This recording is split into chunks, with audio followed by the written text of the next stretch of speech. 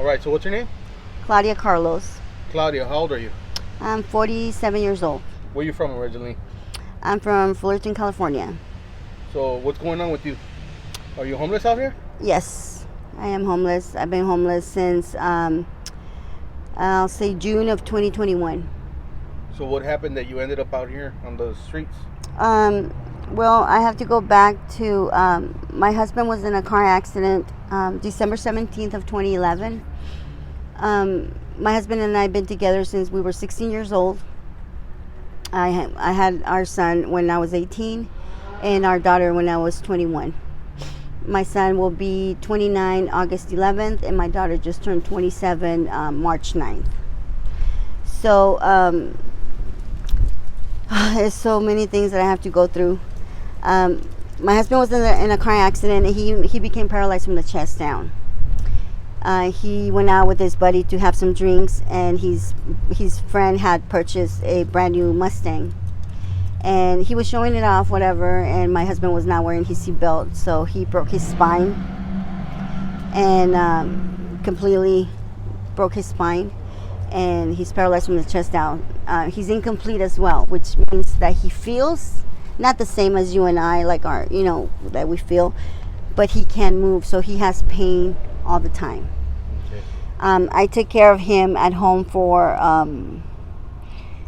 he left our home spring of 2019. So since September, we stayed at the hospital for 2 months after the accident. I lived with them at the hospital.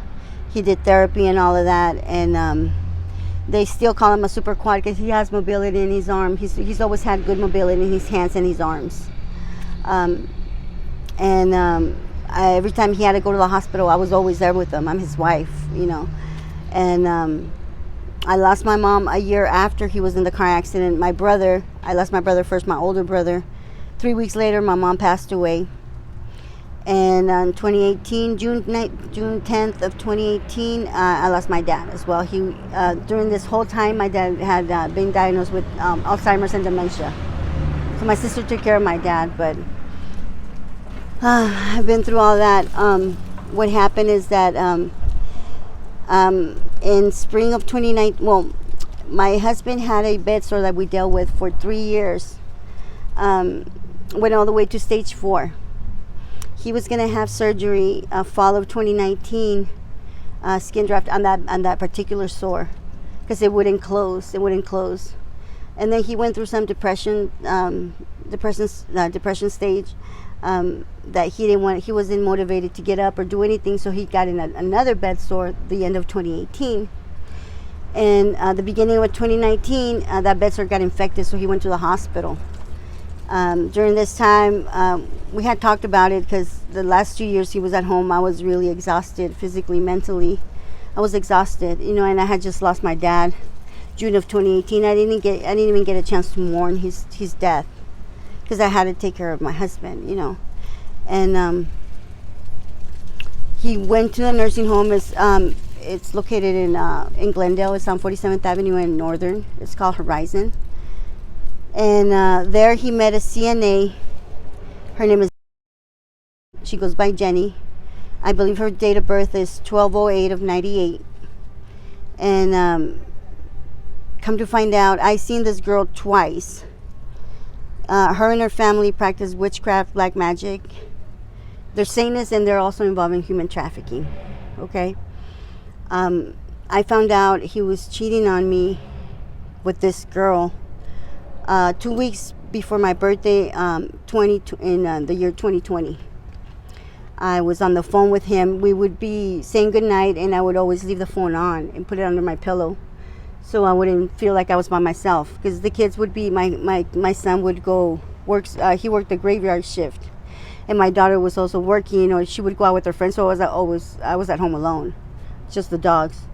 So I would leave the phone on under my pillow, and I would go to sleep. I just wanted to have him on, knowing that he was there. With that particular night, it was actually morning, kind of.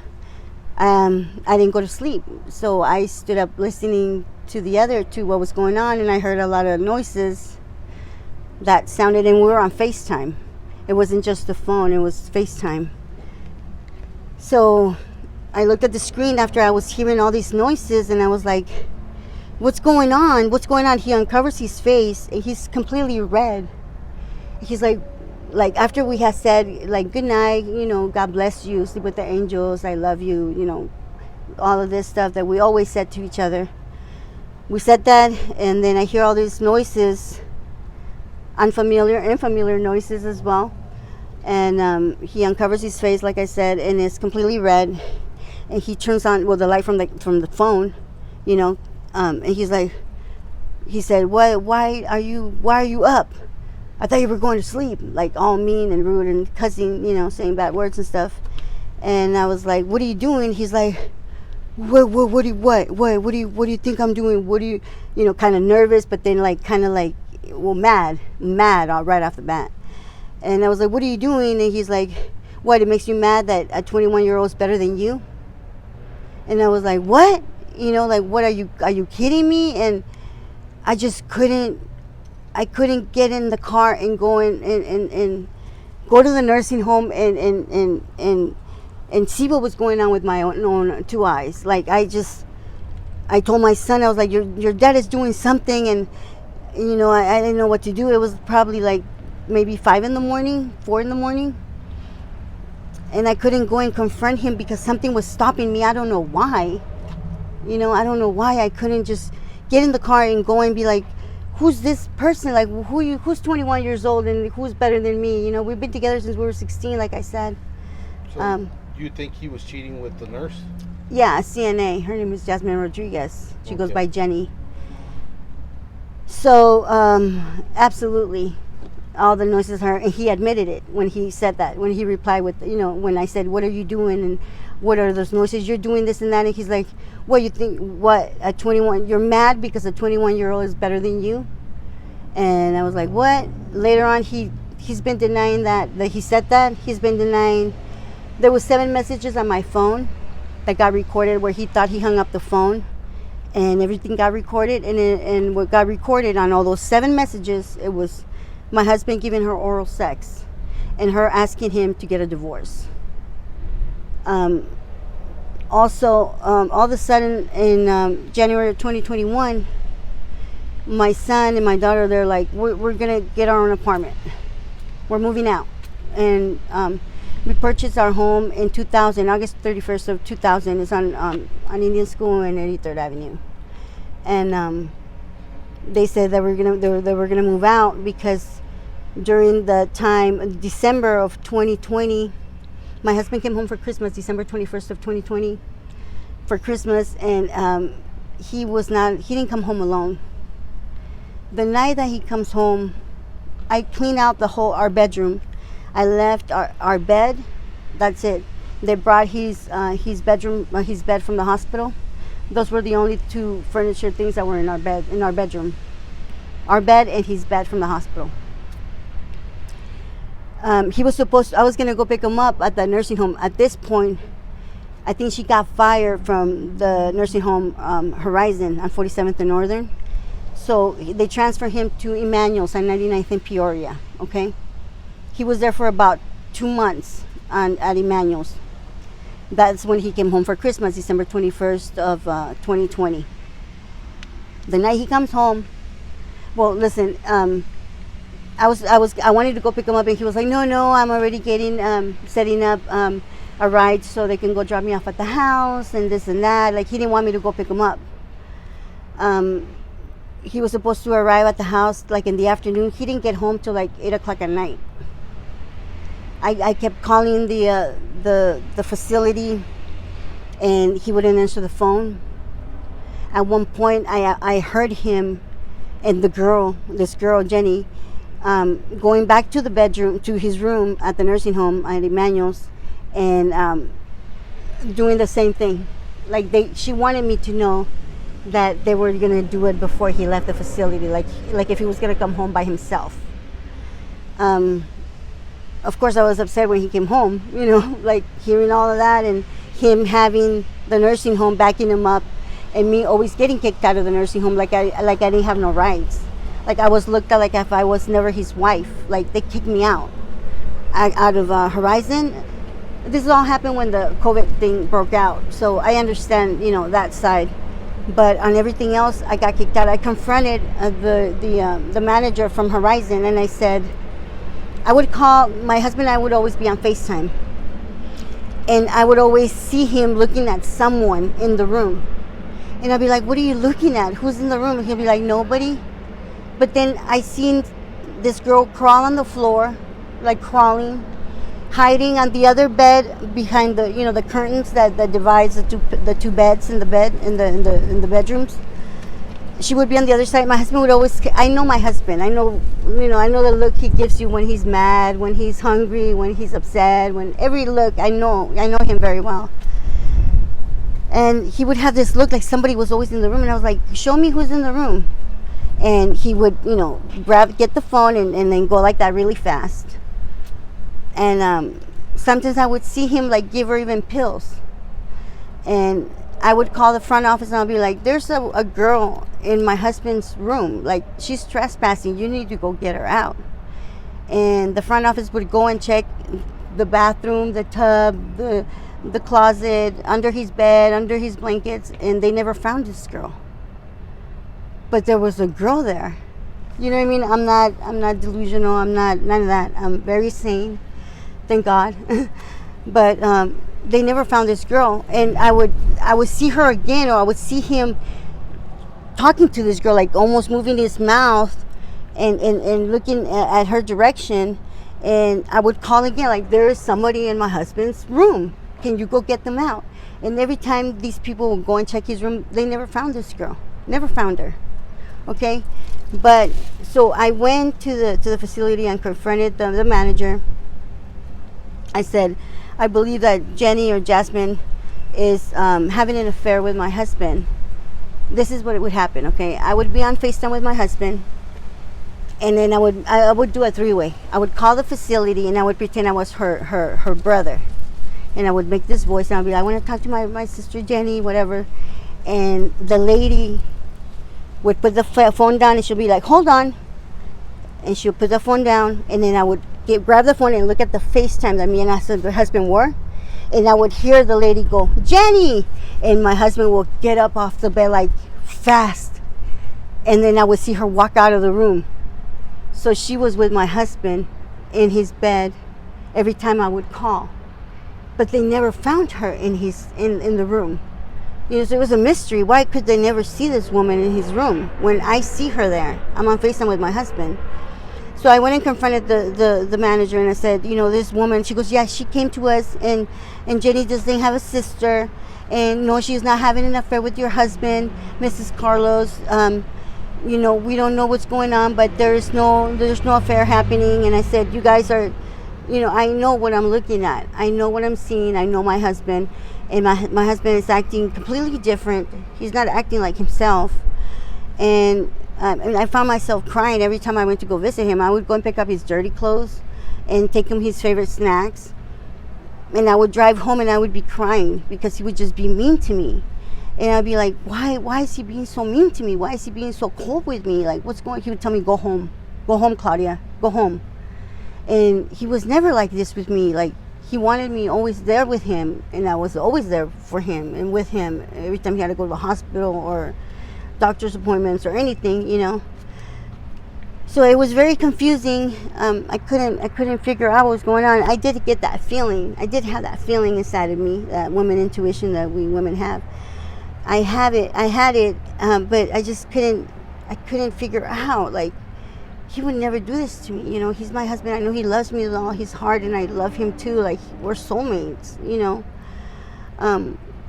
I never thought of divorcing him after he was in the car accident, and I knew that we weren't going to have, intimacy after the accident. That didn't bother me. I was always concerned about his health, and that came before anything, before any of the needs I had.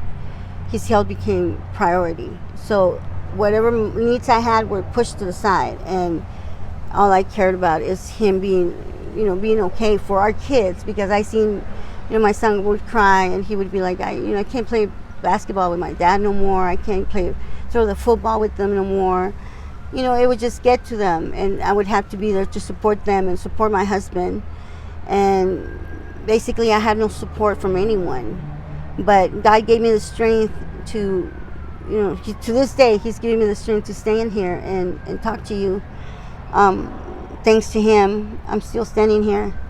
I have faith in Him. I was raised Catholic. I know there's a lot of critics about priests and all that, but we're all humans. We're all sinners. Nobody's perfect. Different religions. Everybody does, messed up things because we're all sinners, and we don't really have the right to point it, judge each other because God created us. But I guess this is the human in us that we do that. We tend to do that.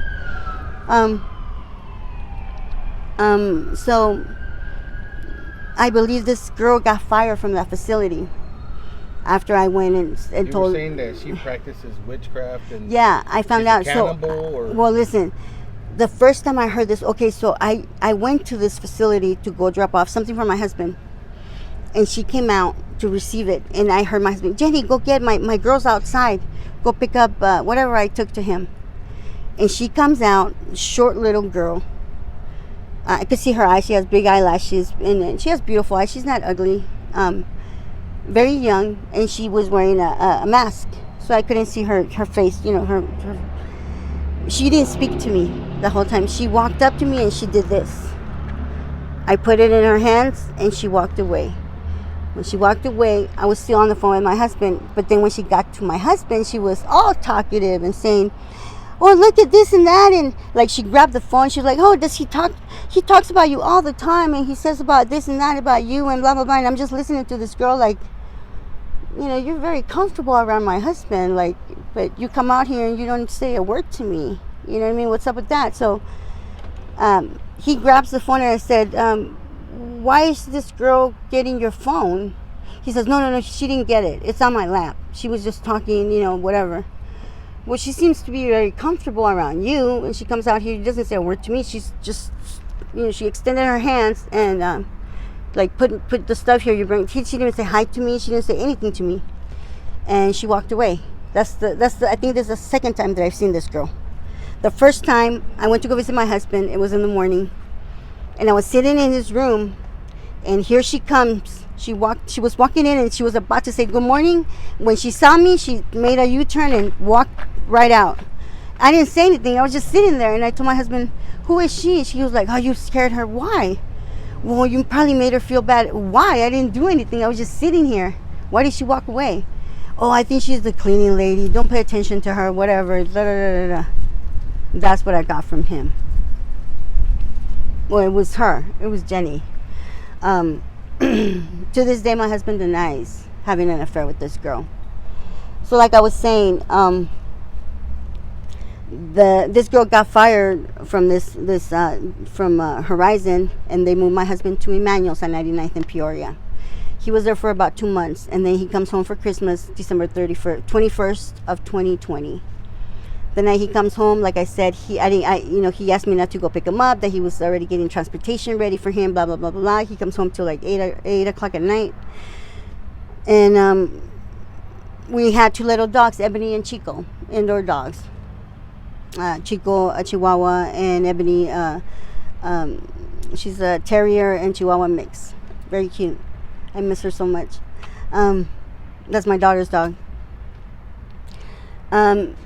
I was going to take the dogs out to go pee. So as usual, you guys want to go outside and pee? And, they get all happy, excited, and they run to the door. That's exactly what they did. So when I opened the door to the backyard, I opened the door, and the dogs stood there and walked backwards. And I've never seen this before. They've never done this before. So I called my daughter. I said, Clarissa, the dogs just acted weird. I asked them to go outside to go pee. They were going to go outside. I opened the door, and they walked backwards. Chico completely walked backwards. Ebony took 2 steps, and she ran. She turned around, and she ran to the room like she was afraid something was outside, that they didn't want to go outside. She did the same thing. You guys want to go outside? They ran to the door. She opened the door, and they did the same thing to her. They looked like she opened the door, and they stood there, and they walked backwards. That was very odd to me. I knew my husband didn't come home by himself. I get emotional because it's been a lot of things that I've been going through, and not that nobody believes me. A lot of people believe me, but the people that I care about the most don't believe me. I don't know. I haven't spoken to my son or my daughter for 3 years. Before this all happened, I had my phone for 6 years. My phone was safe. I was at home. Nothing ever happened to my phone. If anybody wants to reach you after watching this interview, how can they get in contact with you? Do you have an email? I do. I have it. It's Claudia F. Carlos 2930 at yahoo.com. That's my email. All right, Claudia. Well, hey man, thank you for sharing your story. I really do appreciate it. Okay. Are you okay if I post it up on my YouTube channel? That's fine. Yeah, I want people to see. And these people that I'm talking about, Jenny and her family, I believe they stay on 53rd Avenue, north of Northern. I can't really put anybody's address. Well, I don't know their address, but I'm saying this is where I think they stay. They're not ghosts. They're not spirits. They're people that work but practice Satanism. Yeah.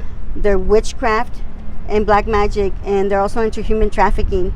They threaten me every day that they're going to harm me and my kids, and that she's eventually going to kill my husband because she wants the Social Security for life. They followed me one time that I went to California, and his aunt owns 2 houses in Cypress, California. And they were also interested in that, and they said, oh, how easy it's going to be to take out his aunt Maria Hughes and Victor Hughes. It's a couple, it's his aunt and uncle, and they own these 2 houses. They say how easy it's going to be to take them out and own these 2 properties and put them under our name so we can make money. So these people have done this before. They separate families. Right now, I don't even know where my kids stay. They moved out of the house. They stayed on 77th Avenue in McDowell at Bolero Apartments. From there, they moved out to Tempe, which I didn't even know where. Now, I just came from seeing my husband in Avondale. He tells me they moved to Chandler, in some house in Chandler. Like they just keep moving further and further away. I call them I borrow people's phones to call them. I leave them messages, and they never call me back. And somehow, some person in Florida answers the phone when my phone calls get directed to this person. I don't know who this is, a relative of. I know they're hacking my phone. I've called the FBI. I was telling you that I called them, and I told them they're hacking my phone. This gentleman gives me this website and says, follow this, fill out these forms, ma'am. I started filling out form 1, page 1, page 2, page 3, and it kept taking me back to page 1. I did it like 30, 40 times. I called them again. I said, I think they're hacking my phone right now as we speak because I'm not able to finish filling out these forms. So she gives me a phone number. She's like, well, you can call in and explain to them what's going on with your phone. I called. I was on the phone for an hour and a half, and they never picked up the phone. The FBI in Phoenix. I called 911 on a weekday in the morning, and 911 doesn't pick up the phone for me. I don't know what they're doing, but I need help. I don't think it's fair. I love my husband. I love my family. I love my kids with all my heart. I miss them with all my heart, and I just want to get my life back. We have our home. We purchased it in August 31st of 2000. Our home was always full of love, and us 4 always together. He called us the Fantastic Four. And ever since this woman came into our lives and her family, we've just been separated. And they tell me that my son fell out of a 3-story house and he's in a coma. Imagine how I feel. And I have no way to contact him because he don't answer the phone, or I don't have a phone, or the people I'm staying with, they don't have a phone, and they don't have a car, and I don't have money to offer somebody here, can you please take me to go look for my son? My sister doesn't believe me. It's just all these things that are happening to me that are obstacles. I know that this is what they do with witchcraft, and also Jasmine says, Jenny, cops here are dumb as F. They're not going to believe you. They're going to think you're crazy, and we're going to continue doing whatever it is that we're doing because you're not the first one, Claudia. And we'll kill you, and we'll kill your son and your daughter and your husband, and the cops are not going to believe you. They're going to believe me because I'll turn everything around and I'll say that you're crazy and that your husband is afraid of you because you threaten him and that you don't want him to be in love with somebody else. I'm a grown woman. If my husband was in love with this girl, I would accept that. I want him to be happy. I've known him since we were 16. All I want him to be happy, but I know that he's not happy. Because if he was, when you get with somebody, they try to make you better, not make you worse. And they try to make you a better person, not keep you away from your kids or your family or your friends. He has no contact with his family, with his friends, with my kids, with myself. So I need somebody to help me, please. All right, Claudia. Well, thank you. Appreciate. Thank you to everyone that's watching this, and please pray for my family. It's Claudia, Olegario, Christian, and Clarissa Carlos. All right. Peace.